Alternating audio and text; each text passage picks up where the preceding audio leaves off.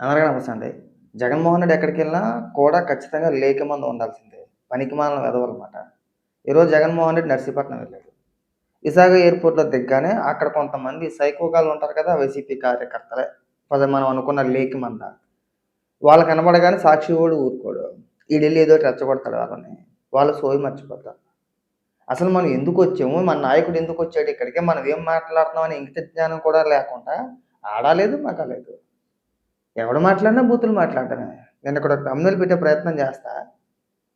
సాక్షి టీవీలో వాళ్ళని రెచ్చగొట్టి వాళ్ళ చేత బూతులు మాట్లాడించేది వాడే. మళ్ళీ లేదు లేదు అన్‌పార్లమెంటరీ లాంగ్వేజ్ మీరు వాడకూడదు. అలాంటి పదాలు మీరు వాడకూడదని చెప్పేసని మళ్ళీ బుజ్జగించేది వాడే.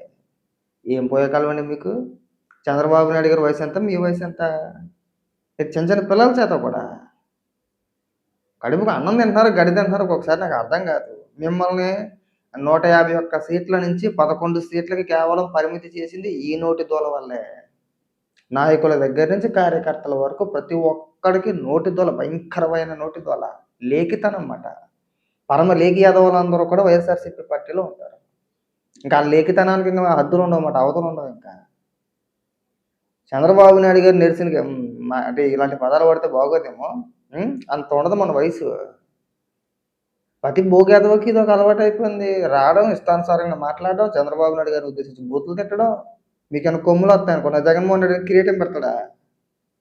మనం ఎలా మాట్లాడి మళ్ళీ ఏదైనా కేసులు పెడితే లేదు. కేసులు పెట్టారు, మా కార్యకర్తలను వేధించేస్తున్నారని చెప్పేసి మళ్ళీ ఏడ్చేది మనమే. కాస్త మర్యాద ఇచ్చి మాట్లాడితే జనాలు చూసేటోళ్ళకి కూడా ఓహో! జగన్మోహన్ రెడ్డి పలానా పర్యటన వచ్చాడా? ఓకే. ఎళ్ళాడేమో అని చెప్పి అనుకుంటారు. ఎందుకోసం వచ్చాడు? ఏం చూపించాలనుకున్నాడు? ఏం మాట్లాడుతున్నారో ఇంగిత జ్ఞానం లేకుండా మీరు బూతులు తిట్టేత్తే సోషల్ మీడియాలో తిప్పుకోవడానికి బాగుంటాయి మనం బూతులు తిట్టేసిన వీడియోలు. చూసేవాళ్ళకి అసహ్యంగా ఉంటాయి. ఇంకా ఈ నా కొడుకుల దగ్గర అహంకారం పోలేదురా! ఈ నా కొడుకులు జీవితంలో ఓటేయకూడదన్న ఫీలింగ్ కలిగేతది ఎవరికైనా సరే. అది భాష అదేమైనా గానీ. నేను జగన్మోహన్ రెడ్డి గారికి చిన్న రిక్వెస్ట్ ఏంటంటే, ఈసారి ఎక్కడికైనా పర్యటనకెళ్ళినప్పుడు ఈ లేఖి యెదవలను తీసుకెళ్ళమాకు. కూడా అలాంటి యెదవలను సభలకు రానివ్వమాకు. వచ్చినా మన సొంత ఛానల్ అయినటువంటి సాక్షి చేత మాట్లాడిపించమాకన్నా.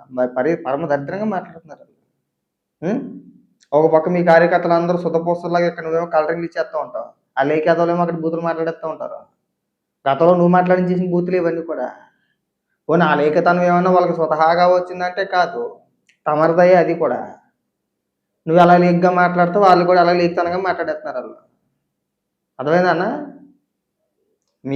మీరు మాట్లాడే విధానం బట్టే తిరిగి మేము మాట్లాడతాం. మళ్ళీ మేమేమన్నా అంటే మీరు గుక్కటి ఏడ్చేయకూడదు. మా నాయకుడిని అలా అన్నారా అంటే, ఇక లేకి మాటలన్నీ మాట్లాడిపించేది జగన్మోహన్ రెడ్డే. అదొక భాష. లేదంటే ఆడు ఏం మాట్లాడుతున్నాడో మహిళలు లేదు. లేదంటే ఇంకొకడు లేడు. చుట్టూ జనం ఉన్నారని చెప్పేసని ఇంగిత జ్ఞానం లేదు.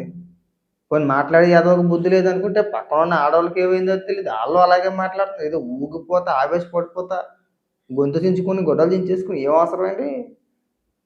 జగన్మోహన్ రెడ్డి పర్యటనకొచ్చాడు ఓకే. మీరు రావడం తప్పనట్లా. కానీ చంద్రబాబు నాయుడు గారిని ఉద్దేశించి మాట్లాడేటప్పుడు కాస్త మర్యాద ముఖ్యమంత్రి కదా! కనీసం ఆయన వయసుకన్నా గౌరవం ఇవ్వకపోతే ఎట్టాగా? మళ్ళీ ఏమన్నా అంటే మా మీద కేసులెట్టేత్తన్నారు, మమ్మల్ని అరెస్ట్ చేసేత్తన్నారని చెప్పి నెట్టిందిక. పానికిమాలిన ఎదవలు. జగన్మోహన్ రెడ్డి గారు మీకు చిన్న రిక్వెస్ట్ ఏంటంటే, ఇక నుంచి పరమ లేఖి యాదవుల్ని కూడా తీసుకెళ్ళమాకండి. అది మీకు మంచిది కాదు.